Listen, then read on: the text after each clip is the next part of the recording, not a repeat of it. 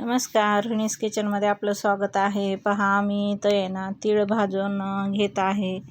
किराणा भरला होता तर म्हणलं चला दाखव तुम्हाला. तीळ वगैरे असे भाजले आहेत छानपैकी, कारण आता आपल्याला गौरी गणपती येणार आहे. त्याच्यासाठी आता आपल्याला तीळ म्हणजे चकलीला तिळाच्या करंज्या आमच्याकडं बनवतात, त्याच्यामुळं मग तीळ लागतात.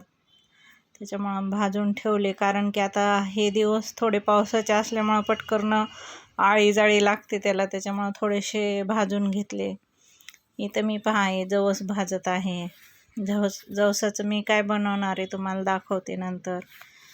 काही ठिकाणी आळशी म्हणतात ह्याला, आता तुमच्याकडे ह्याला काय म्हणतात मला कमेंटमध्ये नक्की सांगा. आणि हे जवस भाजले का तर खूप छान वास सुटतो. आपल्या जशा लाह्या फुटताना तसे हे जवस असे भाजले का तडतड तडतड वाजत असतात. तोपर्यंत आपले चांगले तडतड वाजेपर्यंत आपल्याला हे भाजून घ्यायचे.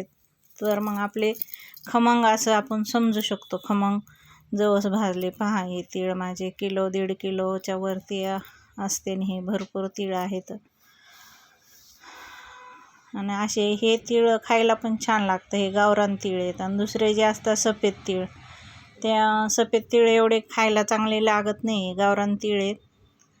हे असे तडतड होईपर्यंत आपण हे भाजून घेतले आहेत. तर मग आता आपण हे एका ताटामध्ये काढून घ्यायचे भाजून घेतल्याच्या नंतर. हे जे आपण बनवणार आहोत, चटणी बनवणार आहोत. आणि हे पहा, मी मटकी इथं भिजू घातलेली आहे. उसळ आपल्याला छान मी पाण्याने धुतली, 2-3 पाण्याने, आणि भिजू घातलेली आहे. आता बऱ्यापैकी आपली ही भिजत आलेली आहे. आपण ही नंतर कसे त्याला मोड आणायचे ते पाहू. तर इथं मी पहा, आता हे आपले जवस पण थंड झालेलं आहे. आपण आता ह्याची चटणी बनवत आहोत. आणि हे जवसाची चटणी खाल्ल्याने शुगर BP कंट्रोल राहतो, वजन वाढत नाही. ह्याच्यासाठी खूप उपयोगी आहे आपली ही जवसाची चटणी. त्याच्यामुळं तुम्ही हे जवस असं पण चमचाभर रोज सकाळी खाऊ शकता वजन कमी करण्यासाठी. नाहीतर मग ही अशी चटणी पण आपण घेऊ शकतो. आपण डाएट जे करतो त्याच्यामध्ये जर ही अशी 1 चमचा चटणी तुम्ही सॅलेडसोबत कशासोबत जर खाल्ली, सॅलेडची भेळ वगैरे करून त्याच्यात 1 चमचा चटणी टाकायची आणि खायची, त्याने पण खूप वजन कमी व्हायला मदत होतं. शुगर BPच्या लोकांना तर चटणी ही चांगलीच आहे. आणि बाजरीच्या भाकरीसोबत पण खायला खूप खमंग लागते. हे पहा, खाली पातेलं घेतले, चाळणी घेतली, आणि त्याच्यावर हे आपण धुवून उसळ टाकलेली आहे. हे आपल्याला झाकून ठेवायचे आहे रात्रभर. मग सकाळी बघू आपण कसे मोड वगैरे त्याला येतात. तर हे पहा, आपले सकाळी असे थोडे थोडे त्याला मोड आलेले आहेत. हे जर आपण कपड्यात घट्ट बांधून ठेवले तर आणखीन खूप मोड आले असते, पण खूप उशीर झालता म्हणून मग मी अशी चाळणी ठेवलेली होती. नाशिकला गेले ते पहा, मी इथं बाजार वगैरे सर्व केलेला. तर 2 किलो मी इथं अद्रक आणलेली आहे, 2 किलो लिंब आणलेले.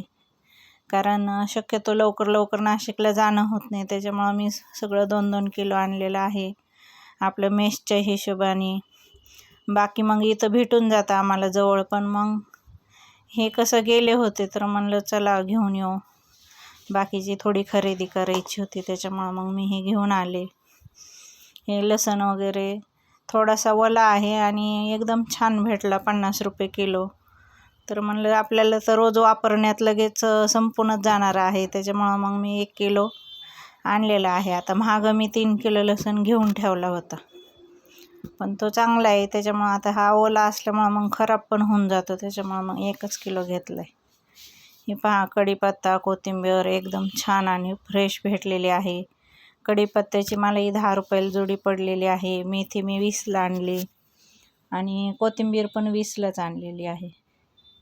टोमॅटो पण मी इथं 20 रुपये किलो घेतले होते टोमॅटो. लिंब 50 रुपये, लिंब नाही 40 रुपयेच लिंब पडले. अद्रक 40 रुपये पडले किलो. म्हणजे भरपूर बाजार स्वस्त आहे. नाशिकला तुम्ही जर राहत असाल तर नक्कीच तुम्ही बाजारामध्ये जिथं होलसेल भेटतं ना तिथं पण आपल्याला असा बाजार भेटतो. हे पहा, आज वैभवलक्ष्मी व्रत आहे, वरदलक्ष्मी आहे.